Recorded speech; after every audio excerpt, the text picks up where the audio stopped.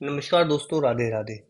अगर आप कोई हाउस प्रॉपर्टी खरीदते हो होम लोन लेके, तब तो आपको उसका टैक्स बेनिफिट या टैक्स एग्जम्पशन मिल जाता है, जो कि है सेक्शन 24 में इंटरेस्ट कंपोनेंट का up to 2 lakh and section 80C में प्रिंसिपल कंपोनेंट का अप टू 1.5 lakhs। बट क्या अगर आप पर्सनल लोन लेके कोई हाउस प्रॉपर्टी खरीदो तो आपको उसका बेनिफिट मिलेगा या नहीं मिलेगा? इस वीडियो में मैं इसी टॉपिक पे डिस्कशन करने जा रहा हूँ विद सपोर्टिंग प्रूफ। तो सपोर्टिंग प्रूफ के लिए यहाँ पे मैंने इनकम टैक्स की वेबसाइट खोल ली है और इनकम टैक्स का बेयर एक्ट है। ये रहा सेक्शन 24 जो कि इसको सपोर्ट करता है। तो इसको हम देख लेते हैं, इसमें लिखा क्या है। Deduction from house property. अगर आप हाउस प्रॉपर्टी ले रहे हो या कंस्ट्रक्ट कर रहे हो या रिपेयर कर रहे हो, रिन्यूड कर रहे हो, रिकंस्ट्रक्ट कर रहे हो विद बोरोड कैपिटल। अब यहाँ पर इनकम टैक्स ने बोरोड कैपिटल को डिफाइन नहीं करा है। Borrowed capital either it be home loan और पर्सनल लोन।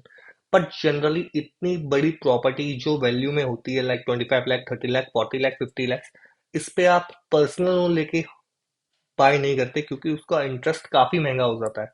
बट वो एरियाज जहाँ पर होम लोन मिलता ही नहीं है, वहां आपको मजबूरी में इतना बड़ा पर्सनल लोन लेना पड़ता है। मैंने भी ले रखा है। तब आप उसका बेनिफिट आप इस सेक्शन में ले सकते हो और यहाँ पर लिखा हुआ भी है। You can check that interest component आपको 2 लाख रुपीज का आपको यहाँ पे टैक्स बेनिफिट मिल जाएगा सेक्शन 24 में। अब बात करते हैं सेक्शन 80C की, जो कि डील करता है प्रिंसिपल कंपोनेंट को। तो यहाँ पे हम सेक्शन 80C खोल लेते हैं।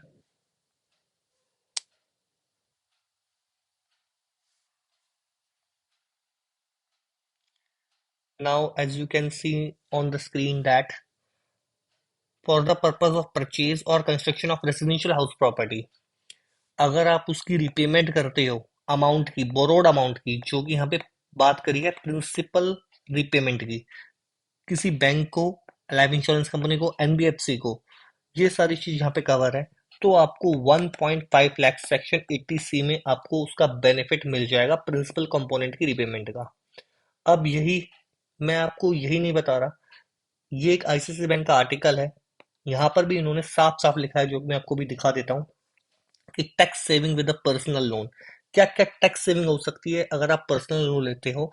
तो कुछ इंस्टेंसेस में आपकी टैक्स सेविंग हो सकती है। सबसे पहले, अगर सेक्शन 80C में आपका 1.5 लैक्स, अगर आप वो पर्सनल लोन का जो सम है वो आप प्रॉपर्टी में लिंक्ड, मतलब या तो अक्वायर्ड कर लो या रिपेयर्ड कर लो, रिकंस्ट्रक्ट कर लो या कंस्ट्रक्ट कर लो, लिंक करते हो, तो आपको सेक्शन 80C का बेनिफिट मिल जाएगा 1.5 लैक्स का।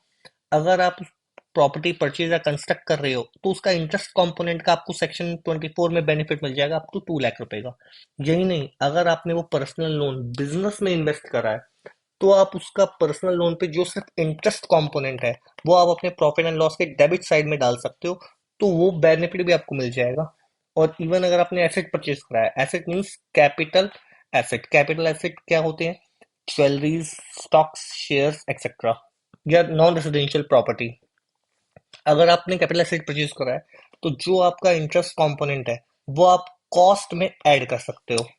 तो पर्सनल लोन की इतने सारे बेनिफिट्स हो सकते हैं, बट प्रोवाइडेड आप उसको लिंक्ड सर्विसेज या गुड्स में लगाओ। तो मैंने भी पर्सनल लोन ले रखा है, मैं भी इस डिडक्शन को क्लेम करता हूँ। आई होप आपके भी सारे डाउट क्लियर हो गए होंगे। अगर और कोई डाउट हो तो नीचे आप कमेंट में लिख सकते हो। चैनल पे नए हो तो चैनल को सब्सक्राइब कर लेना, क्योंकि हम आपके लिए ऐसे न्यू कंटेंट, यूनिक कंटेंट लेके आते रहते हैं।